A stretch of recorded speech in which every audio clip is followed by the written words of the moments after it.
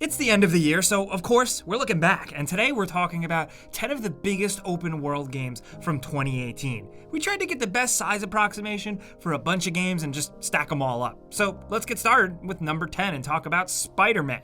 SpiderMan's game world has nothing on most of the other games on this list, only coming in at roughly 8 square miles. But while it's not ginormous, Insomniac still did a great job making a New York City. Yeah, it's not totally to scale, but it's a pretty good representation. We would know. Insomniac also did a great job at not just making NYC, but making like a Spider-Man New York City. Seeing Avengers Tower was really cool. Then you have the Sanctum Sanctorum, where Doctor Strange hangs out.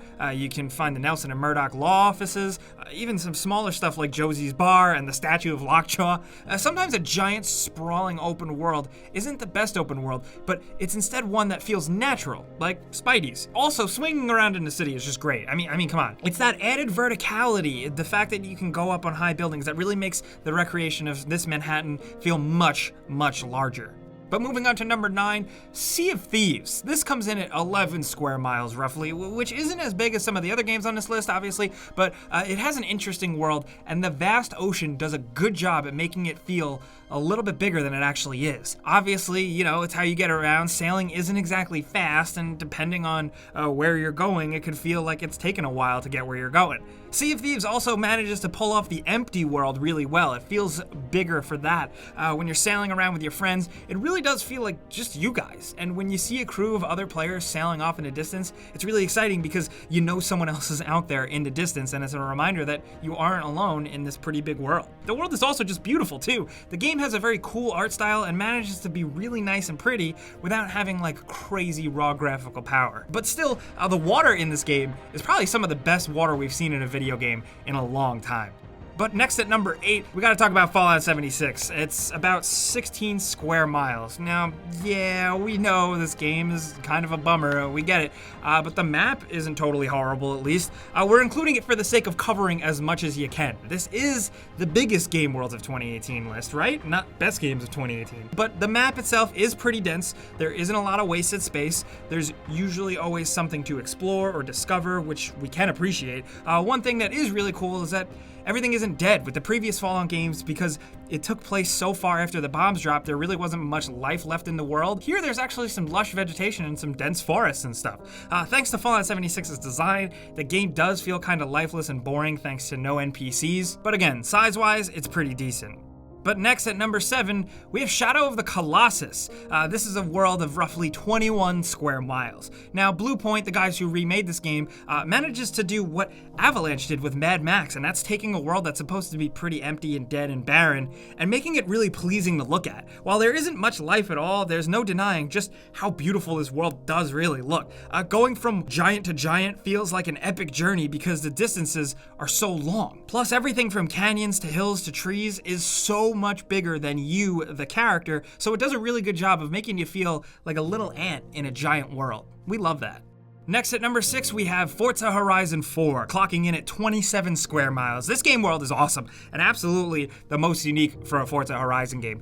The English and Scottish countryside feels vast and sprawling, and like I keep saying, it's even more impressive that you get the complete game world altered with 4 different complete seasons. And you drive fast, so you need a lot of game world, and Forza Horizon 4 provided that in spades. Now next up at number 5, we have Red Dead Redemption 2. It might not have the biggest open world on this list, but it definitely feels big, and it certainly isn't empty. Coming in at 29 square miles, this is pretty decently sized, but we think part of what makes it seem so big is the fact that getting around takes a while. Horses definitely seem a tad bit slow, slower than the previous Red Dead. But anyway, another thing that makes the world seem so big is how lived in it feels. When you are traveling from point A to B, you're always seeing other people on the road in passing, or you're being stopped by someone asking for help, or someone trying to rob you.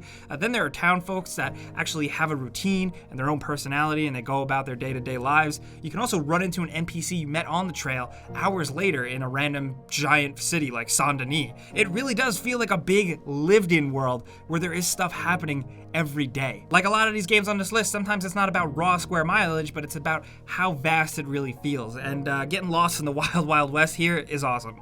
Now at number 4, we have The Crew 2, which is a very big game, if not a little disappointing. It's hard to nail down an exact number, but The Crew 2 feels really big. Apparently, according to some, it can take up to like a half an hour to drive across the whole thing. That should put it in perspective for you, because if you don't know, The Crew 2 gives you a condensed United States as one big open world map. So in theory, you can drive across country from New York to California and all the places in between, up and down. It's cool in theory, even if the game sort of disappointed us here. Still, the size is what counts here, so it's definitely a win.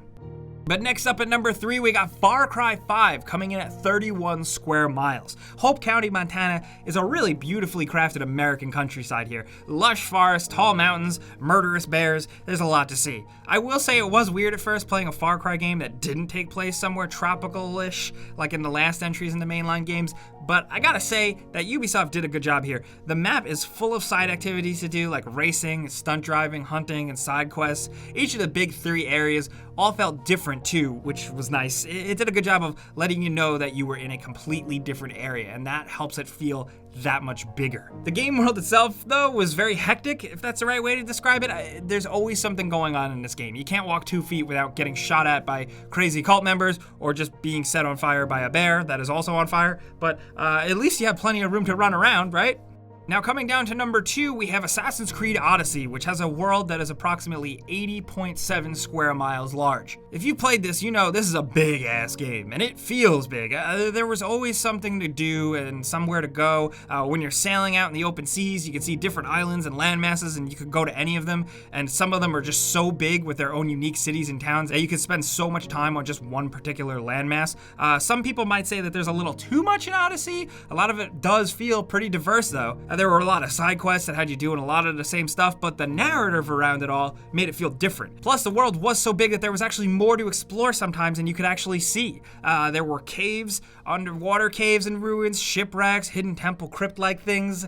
Odyssey really wants you to not blast through the main quest and take your time and see everything that the world has to offer. And in terms of sheer size and stuff in it, it definitely succeeded there. But now, coming down to number 1, we have Just Cause 4, which comes in at 395 square miles. It's absolutely freaking huge. Just Cause games are known for this, really. It's about having a giant playground to cruise across on a fighter jet and then backflip out of it and then wingsuit glide away. It needs a lot of room to flex its muscles. Just Cause 4 brings in tons more biomes and variety. Snow, tropical, desert, forest, you get everything. Along with really massive and impressive weather effects that kind of change the game. This is a big ass world, and even if some of it is filler or window dressing, when you're flying up to the clouds, it's always really impressive when you look down. I mean, how crazy are video games?